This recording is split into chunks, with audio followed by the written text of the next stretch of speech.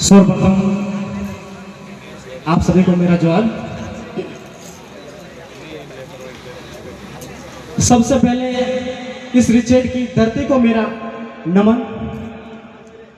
मेरे आदिवासी वीर योद्धा, क्रांतिकारी और महापुरुषों के शरणों में मेरा शीश झुकाकर मेरा जोहर नमन करता हूं। जैसा कि आज हम सबको पता है कि विश्व आदिवासी दिवस है। हमारे विश्व आदिवासी दिवस में भाई बहन और मेरे आदरणीय इस कार्यकर्तागण और मेरे युवा साथीगण, आप सभी पधारे, आप सभी को बहुत बहुत धन्यवाद और आदिवासी दिवस की हार्दिक शुभकामनाएं और जोहर करता हूं।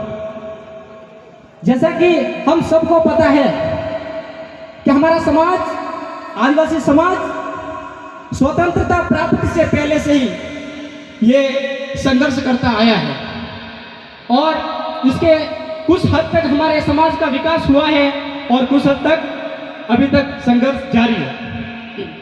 इसी बात को लेकर के मैं कहना चाहूंगा कि जो भी पधारे बहुत बहुत धन्यवाद और जो नहीं आए हैं उनको भी इस कार्यक्रम में आना चाहिए, क्योंकि यह हमारे समाज के कार्यक्रम है, हमारे आदिवासी समाज की जांच में SC ST OBC जो हमारे ये इस देश के मूल मालिक है, इस देश के आदिवासी है।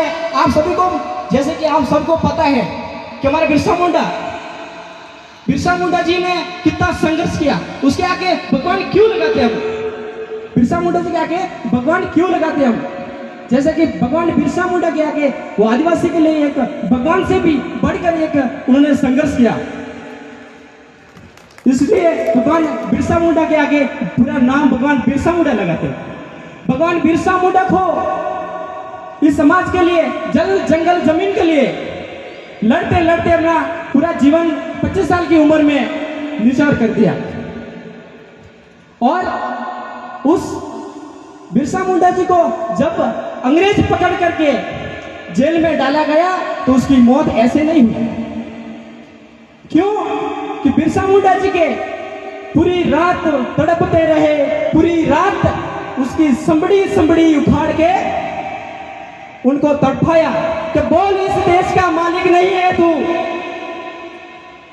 बोल इस जल जंगल जमीन के लिए नहीं लड़ेगा, बोल तू आदिवासी इस भारत का नहीं है तू। लेकिन बिरसा मुंडा जी ने कहा कि मैं इस देश का मालिक था और देश का मालिक हूं और देश का मालिक होके रहूंगा और आगे भी मैं, चाहे चाहे मैं हूं या नहीं हूं, लेकिन कई बिरसा मुंडा पैदा होंगे इस भारत में और ये क्रांतिकारी करेंगे। और हम सबको ये संकल्प लेना है कि हमको एक बिरसा मुंडा की तरह संघर्ष करना है और हम सबको एक होना है और इस जाजम पर एक होकर के बैठना है।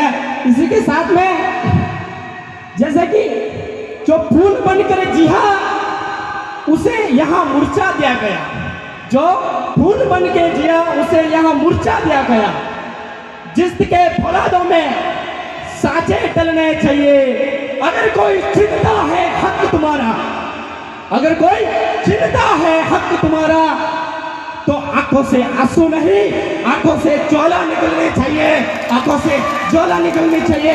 इसी बात के साथ में मेरी वाणी को विराम देता हूं कि फिर से मेरा जय जोहार, जय आदिवासी, जय भीम, जय संविधान।